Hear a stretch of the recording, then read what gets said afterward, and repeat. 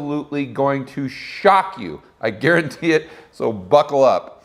The first question you need to ask yourself is, are you concerned with the price or the value of gold? What I mean by that, the price, are you looking at the fundamentals, supply and demand? Or maybe you're looking at the charts to see if the charts look good, if this is a good time to buy. Maybe you're looking at the macro. The Fed is printing all of this money, so now is a time to buy gold. You're worried about inflation, so you think that the price of gold will go up. If you're concerned with these things, then you are concerned with the price. If you are someone that's worried about the value of gold, then it's a much different analysis. Let me show you what I'm talking about. I want to explain to you what I mean by the value of gold by telling you a couple quick stories. First and foremost, is a gentleman who grew up in the Vietnam War. His father was a translator, Vietnamese, but he's a translator for the U.S. Army. Unfortunately, when the U.S. forces left, they were stuck behind, the entire family of 14. But one of the uncles in the family was a dentist. And over the next several years, he was able to collect gold. Now, I don't know if he collected gold from the people's teeth or how he got it, but he was able to amass several ounces of gold. He took that gold, 7 ounces per person, and he bought them space on a ship that was going to sneak them out of the country in the middle of the night. They went out to sea, and sure enough, everything that could go wrong did go wrong. They got stranded, but they were picked up by the Malaysian Coast Guard. They were taken into port, into Singapore, where the father showed his credentials to the U.S. Embassy, and all 14 family members were given visas to come to the United States. In that situation, they had no concern whatsoever about the price of gold, but every single one of those family members knew the value of gold. Story number 2 was a gentleman that lived in Russia in the early 1990s when they experienced hyperinflation. And he was saving up to buy a motorcycle. He wanted this bike, he saw it in the store every single day, and he saved up for years because that was going to be his. Sure enough, they closed the banks for 2 weeks because of this disaster. And the inflation rate was so high during those 2 weeks that after the banks opened up, he went to the bank, withdrew the money, but he couldn't buy the motorcycle. He could only buy a pack of cigarettes. So any person owning gold in that type of situation would have no concern whatsoever about the price of gold. They would know the value of gold. Step number 2, how does it work? Well, gold is pretty darn simple. You buy it, you hold it, you put it into storage. And what's cool about storage is you can choose a vault in several different jurisdictions around the world. So you can not only own physical gold, but you can diversify your political risk at the same time, or you can just own it, put it in your backyard, put it in your pocket. That's pretty straightforward. Coming over here to the ETF, and we're going to use the GLD, the ticker symbol GLD, because that's the most popular gold ETF. They have a trust, and this trust purchases gold. And yellow doesn't show up on the screen, so we're going to have to use our imagination to get these green gold bars right here. But these are our gold bars. So this trust buys the gold bars, and then they appoint a trustee to pretty much manage everything. Well, the trustee doesn't know what they're doing, and they don't know how to manage these gold bars, so they hire a custodian. And then the custodian comes in and says, okay, we'll manage your gold for you, this trust, no problem, you'll just pay us a little fee. And so this custodian comes in and hires a storage facility. The storage facility for the GLD is in London. So the next question becomes, well, okay, I get all this, so the shares of the trust, which you're buying through the GLD, they are backed by gold, but I mean, what if something happens? What if I want my gold?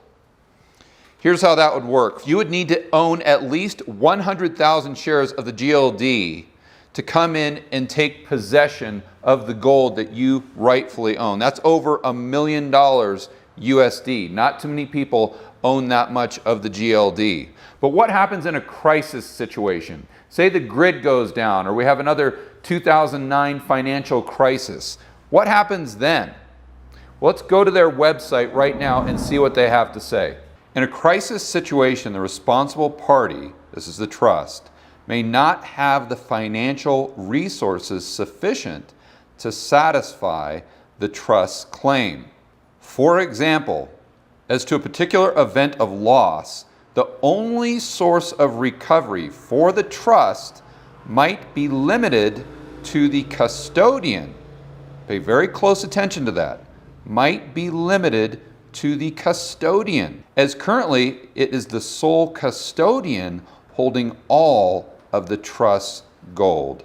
And it goes on to say the custodian may not have the financial resources to satisfy a valid claim of the trust. What that's saying is everything falls on the shoulders of the custodian.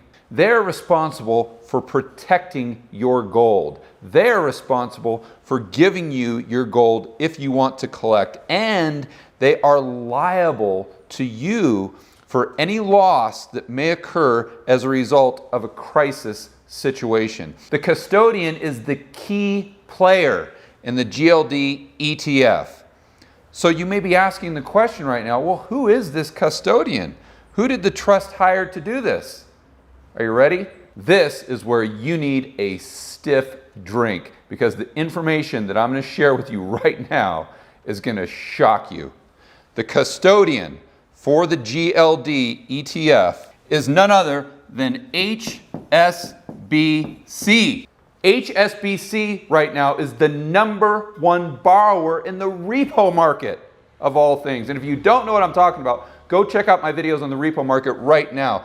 This is staggering that HSBC, the #1 borrower in the repo market, is in charge of your gold if you own the GLD ETF. Let me take it one step further and give you some background on HSBC. Fined $1.2 billion for violating laws designed to prevent money laundering or other illegal financial activity. Allowed drug traffickers to launder billions of dollars in the United States. Admitted gross violations of the Bank Secrecy Act, which involved laundering over $881 million.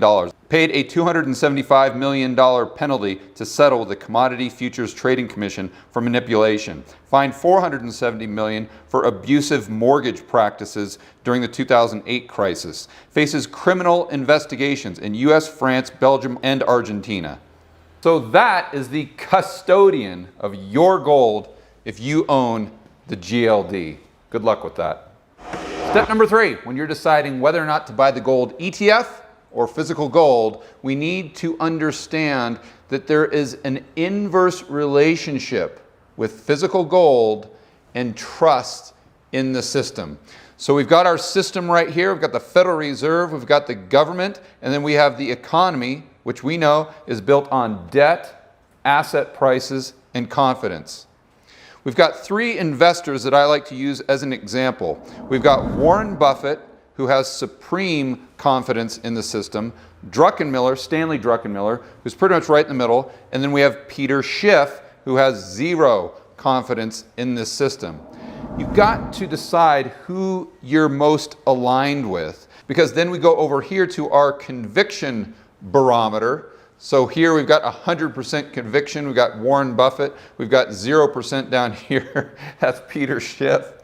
And if you're just like Warren Buffett, where you have 100% confidence in the entire system, and you're only concerned with the price of gold, you see it just like maybe lumber or corn or oil, it's just another commodity, then the ETF is definitely for you. But if you're someone like Schiff that has 0 confidence in the system, then your conviction rate for owning the physical gold should be 100%. So what do I prefer? The gold ETF or gold? Well, I always like to remind myself of a quote from Oscar Wilde. I've got a little bit of a twist on it. A fool is a man who knows the price of everything and the value of nothing. So for me personally, I'll take physical gold every single time. For more information like this, check out this content right here, and I will see you on the next video.